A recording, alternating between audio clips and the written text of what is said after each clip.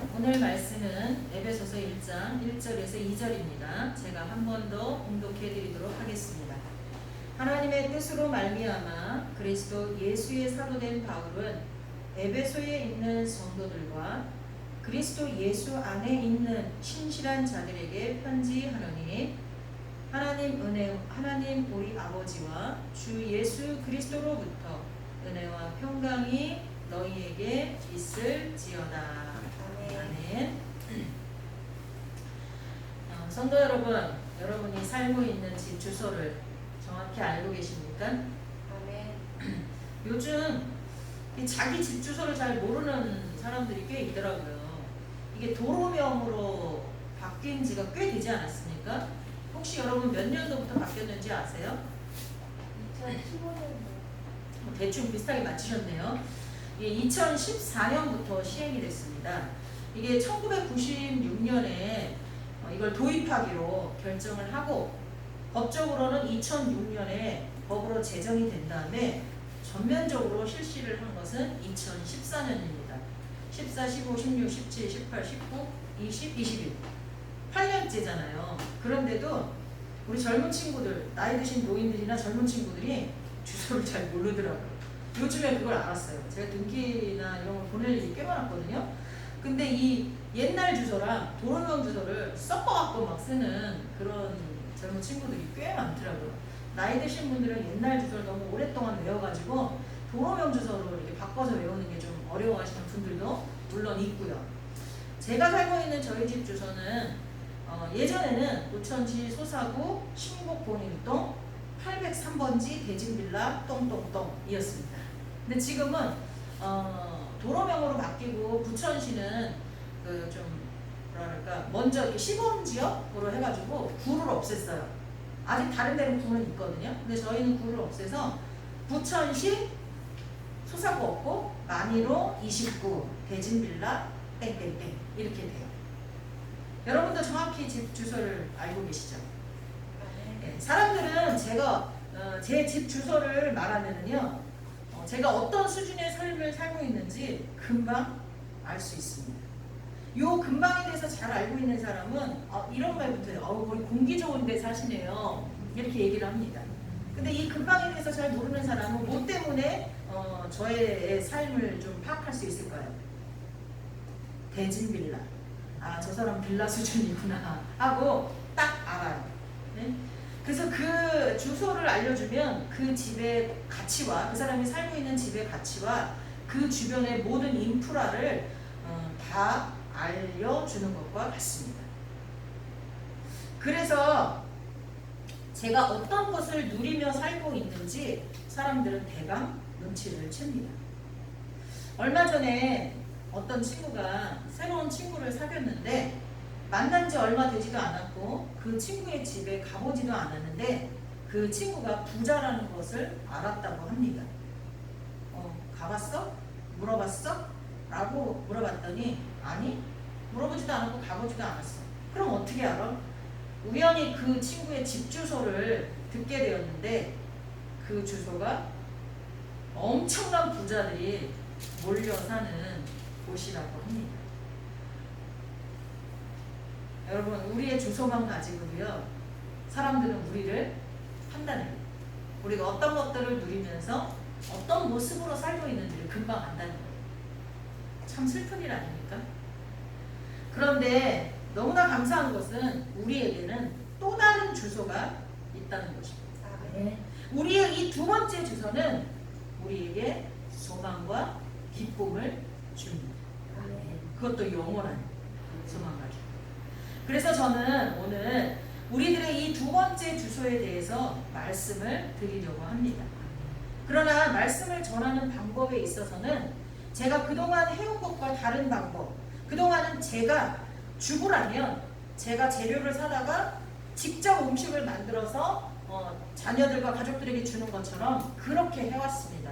근데 오늘은 좀 다른 방법으로 오늘 예배서 본문을 통하여서 전하려는 말씀의 내용 면에서는 너무나 똑같은 아주 상당히 유사한 내용이지만 제가 전하려고 했던 언어들보다 더 수려하고 또 쉽게 이해할 수 있는 비유들을 사용하고 있는 다른 분의 글을 빌려와서 전하는 것이 더 유익하겠다라는 생각이 들었기 때문에 이승희 목사님의 그리스도인 어떻게 살 것인가 라는 책에서 많은 부분을 가져와서 여러분에게 말씀을 전하고자 합니다. 은혜가 되기를 축복합니다. 아멘. 아멘. 에베소에는 우리를 그리스도 예수 안에 있는 신실한 자라고 밝힙니다. 그런데 여기서 에베소에 있는 성도들이라고 쓸 때와 똑같이, 그러니까 그리스도 예수 안에 있는 신실한 자 이 말을 쓸 때나 에베소에 있는 성도들이라는 말을 쓸 때 똑같이 뭐뭐 안에, 뭐뭐에 의하여, 뭐뭇을 가지고의 뜻을 가진 전치사 n, 헬라어에 있는 전치사 n을 사용하고 있다는 것입니다. 하나는 공간적 현 주소를, 또 하나는 실존적인 현 주소를 말하는 것입니다. 공간적으로 그들은 에베소에 있는 성도들이었습니다. 그러나 실존적으로는 또 어때요? 예수 그리스도 안에 있는 자들인 것입니다. 우리 역시 두 차원의 현 주소를 가지고 있습니다. 아멘. 내가 사는 지역의 주소와 나의 본질인 그리스도 예수 안에라는 번지입니다. 만약 우리의 주소가 사는 동네 주소만이라면, 서두에서도 말씀드렸지만 참 슬픈 일 아닙니까? 우리의 처한 상황과 조건, 환경을 뛰어넘지 못할 것입니다. 삶의 자리가 아프면 아파야 하고, 굶주리고 가난하면 비참하기만 할 것입니다. 그러나 우리에게는 환경과 조건을 뛰어넘는 또 하나의 주소가 있습니다. 바로 그리스도 예수 안에라는 주소입니다. 모든 일을 뛰어넘고 극복할 수 있다는 것입니다. 여러분, 요즘에 집값이 너무너무 오르고 있죠. 서울의 아파트 값은 아예 끝을 모르고 올라가고 있습니다. 젊은이들이 아무리 노력을 해도 자기 혼자만의 힘으로는 그것을 구입하기가 너무 어려워졌어요. 현실의 주소는 바뀌기가 그렇게 쉽지 않습니다. 사도 바울이 말하듯이 우리가 사방으로 우겨싸움을 당하여도 쌓이지 아니하며 답답한 일을 당하여도 낙심하지 아니할 수 있는 이유, 두려워하지 않을 수 있는 이유는 바로 예수님 안에 있다는 것입니다.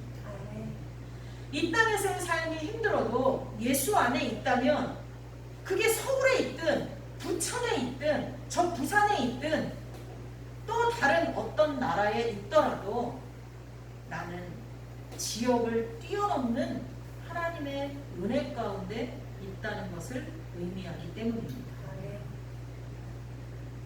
다른 목사님의 설교 때마다 많이 들었고 저도 가끔 예를 들었던 말입니다. 미군 부대의 캠프가 전 세계 여러 곳에 있다는 것은 다 잘 아시죠? 그런데 그들은 그 나라, 자신들이 머물고 있는 그 나라의 법에 지배를 받지 않고 자신의 나라인 미국 법에 지배를 받습니다. 그래서 미군들이, 우리나라에 들어와 있는 미군들도 마찬가지인데, 그들이 뭔가 잘못을 해도 우리나라 법으로 그들을 막 처리할 수 없잖아요. 그렇죠? 꼭 그 나라에 인계를 해서 그 나라 법에 의해서 징계를 받건 칭찬을 받건 하지 않습니까? 이와 같이 에베소에 사는 그리스도인들은 그리스도 예수 안에 있는 주님의 통치 아래 사는 자들입니다. 그들의 현 주소가 에베소지만 그들은 주님의 통치를 받는 자들이라는 것입니다. 이와 마찬가지로 우리 역시 현실적인 환경과 조건을 초월할 수 있는 능력을 부여받은 하나님의 주권 안에 사는 자들인 줄 믿습니다. 에베소에 살지만 그리스도 예수 안에서 하나님 나라를 누리는 자들처럼 우리 역시 주님 안에서 그리스도의 왕국 백성으로 살아야 합니다. 미군이 전 세계에서 본국의 법과 명절을 지키듯이 그리스도인인 우리는 이 땅에서 그리스도의 문화를 가지고 살아야 합니다. 저와 여러분, 어떤 문화를 가지고 살아가고 있습니까? 어떤 가치와 어떠한 습관을 가지고 살고 있습니까? 우리는 초막이나 궁궐이나 내주 예수 모신 곳이 그 어디나 하늘나라, 아까 찬양했죠. 그렇게 찬양할 수 있어야 됩니다. 초막이 됐던 궁궐이 됐던 주님을 모신 것이 바로 하늘나라다 라는 고백을 하면서 살아갈 수 있어야 한다는 것입니다. 하지만 저도 이것이 잘 안 될 때가 있습니다. 지금도 저는 지어진 지 40년 가까이 되는 빌라에 살면서 여기저기 망가지고 곰팡이 냄새나는 작은 집에 대해서 불만을 가지고 있습니다. 어제도 문고리가 통째로 빠져서 문고리를 가는데 4만 원이 들었습니다. 근데 이 문고리 가는 것만 중요한 게 아니라 문짝이 주저 내려앉아서 문이 딱 이가 맞지 아구가 맞지 않으니까 문이 잘 안 열리고 안 닫힙니다. 몇 번의 손을 봤지만 그건 노후돼서 그런 거라 어쩔 수 없다고 합니다. 아예 문짝 틀부터 시작해서 현관문을 통째로 갈아야 되는데 비용이 만만치 않고 내년 정도면 이 집을 나가야 될 수도 있는데 그 돈을 들이기는 아깝습니다. 여기저기 성한 데가 없습니다. 저는 어려서부터 방 한 칸, 부엌 하나에서 가난하게 살면서 늘 깨끗하고 넓은 좋은 집에 사는 것에 대한 동경을 가지고 있었습니다. 그래서인지 지금도 집과 관련된 TV 프로나 자료들은 눈에 띄기만 하면 찾아보는 습관이 남아있습니다. 혹시 저만 그렇습니까? 저만 이렇게 집에 대한 애착이, 집착이 있는지 모르겠습니다. 만약에 그렇다면 정말 다행입니다. 성도 여러분이 그렇지 않다면 정말 감사한 일입니다. 사실 우리 모든 그리스도인들은 하나님을 모시고 사는 곳이라면 그곳이 초막이든 궁궐이든 저희처럼 지어진 지 40년 가까이 돼서 여러 군데가 망가져 있는 허술한 집이든 상관없이 그곳이 가장 행복한 곳이 되어야 합니다. 그리고 이 사실을 망각해서는 안 됩니다. 그럼에도 저처럼 순간순간 망각하고 살 때가 있다면 참으로 안타까운 일. 그래서 저도 슬픕니다. 여전히 땅의 것에 목말라 하고 있는 저 자신이 한심스럽고 슬프기도 합니다. 죽으면 이고 갈 집도 아닌데, 달팽이처럼 늘 등에 업고 다니는 집도 아닌데 왜 그렇게 미련이 많은지, 그래서 때때로 탄식하고 절망하며 살 때가 있습니다. 부디 여러분은 아니시길 바랍니다.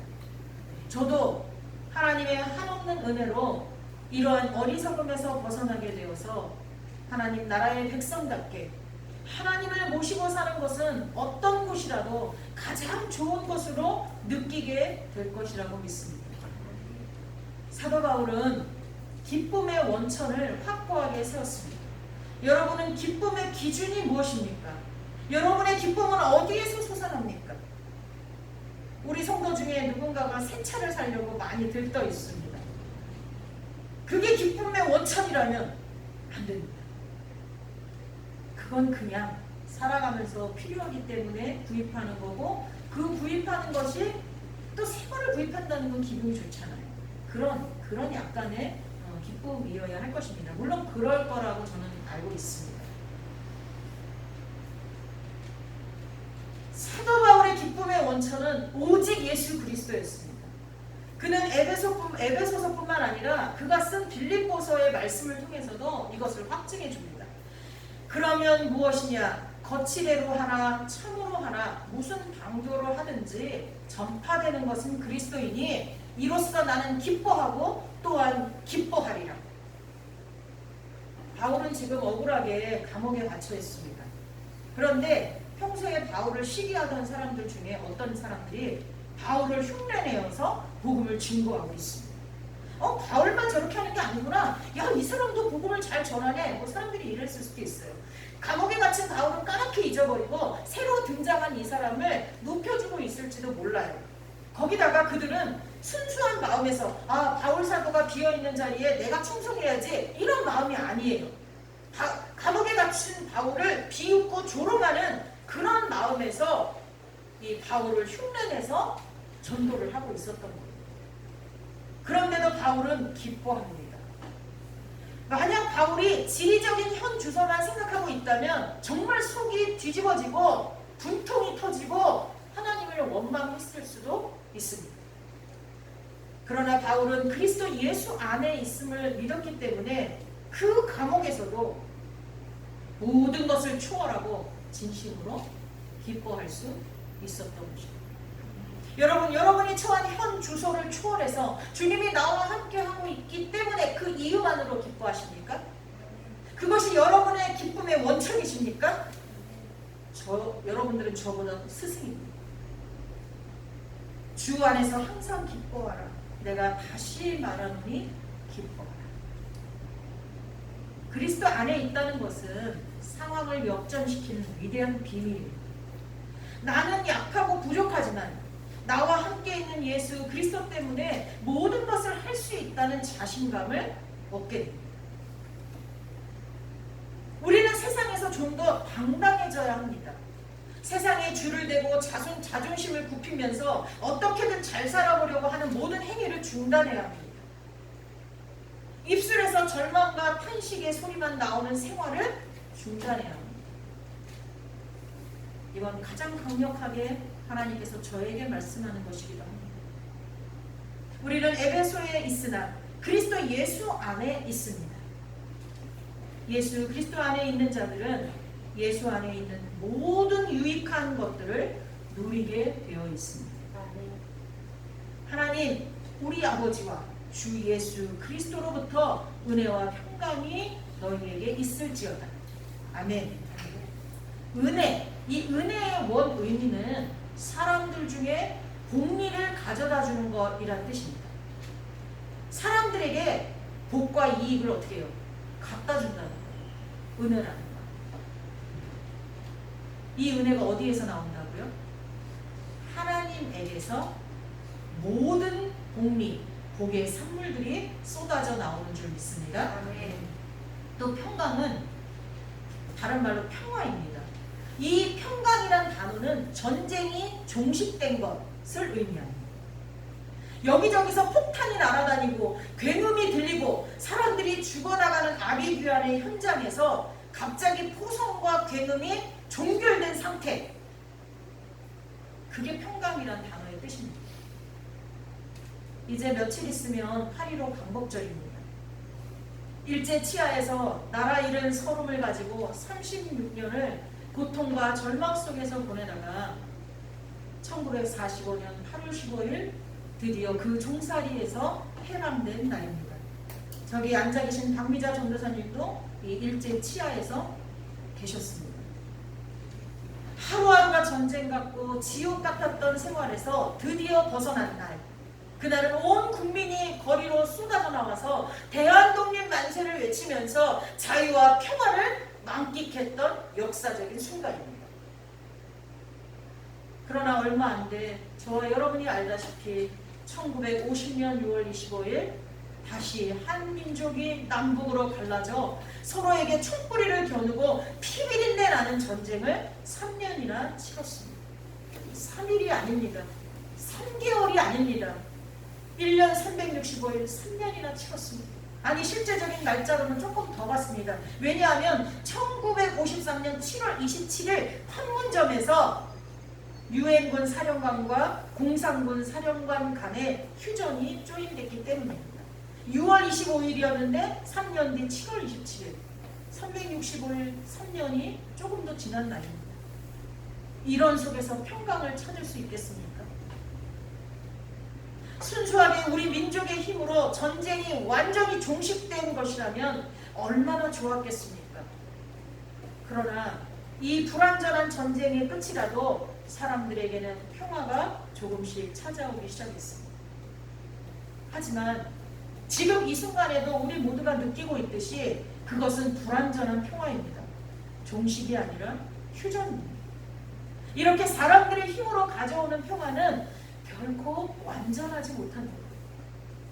오직 하나님에게서 나오는 평화만이 완전합니다.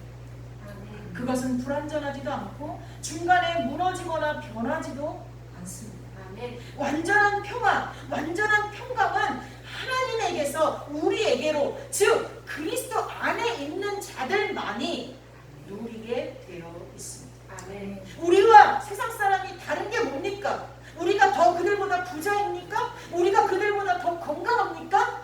우리가 그들보다 더 높은 지위에 있습니까? 우리가 그들보다 재능이 더 많습니까? 아닙니다. 우리가 그들과 다른 것은 우리가 완전한 은혜와 평강을 누리고 있다는 것입니다. 아멘. 이것이 제2의 주소를 가지고 있는 사람들의 특권입니다. 아멘. 우리는 하나님이 주시는 온전한 은혜와 평강을 누리고 사는 그리스도 예수 안이라는 또 하나의 주소를 가진 사람들입니다.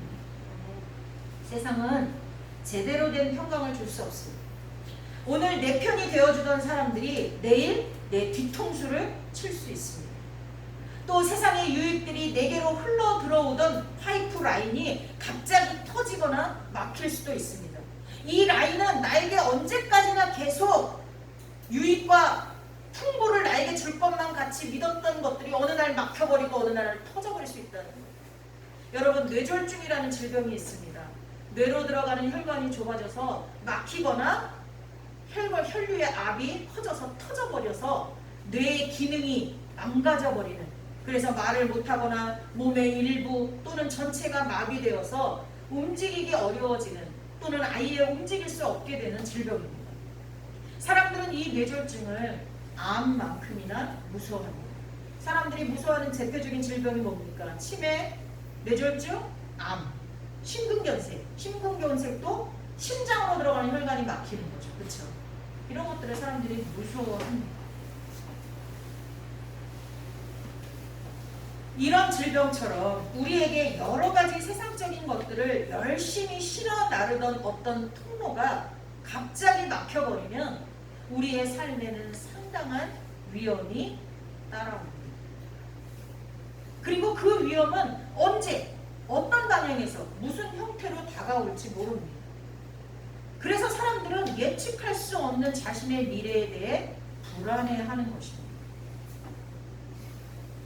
그러나 하나님에게서 오는 은혜와 평강의 파이프라인은 막히거나 터지는 법이 없습니다.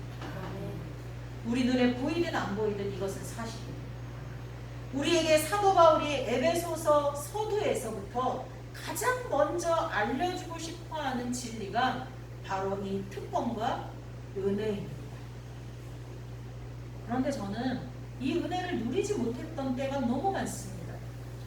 저는 꼭 내 손으로 무엇인가 해야 보람이 느껴졌고, 게다가 결과까지 좋다면 더할 나위 없이 만족해하는 사람이었습니다. 그런데 이것이 얼마나 어리석은 일이었는지 나중에야 깨달았습니다. 그것은 비교, 평가, 실패, 좌절을 때때로 맛봐야 하는 어리석은 행동이었습니다. 늘 손에 잡힐 만큼의 결과만 있을 뿐이었습니다. 이러한 행동은 결코 나의 현 주소를 바꿀 수가 없는 노력이었습니다. 내가요, 아무리 노력해서요, 내 현 주소를 좀 바꿔보려고 해도 이미 내 꼭대기에 있는 사람들은 제가 아무리 발버둥 쳐도 거기에 근접할 수 없어요. 나의 노력만으로 현 주소를 바꿀 수는 없다는 거죠. 그러나 만약 내가 조금 더 일찍 또 다른 나의 주소인 그리스도 안에 그 주소를 인식하고 그분의 통치를 받는 자답게 그분의 은혜와 평강을 누리면서 내 모든 것을 그분의 손에 맡기는 삶을 살았다면 아마도 저는 완전히 다른 삶을 살았을 것입니다. 슬픔과 좌절, 비교, 평가로 인해서 조마조마한 평강이 깨진 그런 삶을 그토록 오랫동안 살지는 않았을 것입니다. 그러나 늦게라도 그것을 깨닫고 두 번째 나의 주소 안에서 살 수 있도록 하신 하나님께 감사와 찬양을 올려드립니다. 아멘. 성도 여러분, 여러분도 두 번째 주소를 잊지 마시기 바랍니다. 아멘. 항상 그 주소 안에서 사시기를 바랍니다. 아멘. 그리스도 예수 안이라는 여러분이 살아야 하는 진짜 주소를 기억하시기 바랍니다. 아멘. 아멘. 기도하겠습니다. 사랑의 하나님 감사합니다. 하나님. 제가 살고 있는 경기도 부천시 만이로 29 대진빌라라는 주소 안에서 진정한 평강과 풍요를 누릴 수 없었던 저에게 그리스도 예수 안이라는 은혜와 평강의 복을 누릴 수 있는 새 주소를 주심에 감사드립니다. 아멘. 이곳에서 소망과 기쁨을 가지고 그리스도인다운 멋진 삶을 누리게 하옵소서. 아멘. 그리고 오늘 머리 숙여 함께 예배에 동참하고 있는 모든 성도들에게도 같은 은혜를 주옵소서. 아멘. 예수님의 이름으로 기도합니다.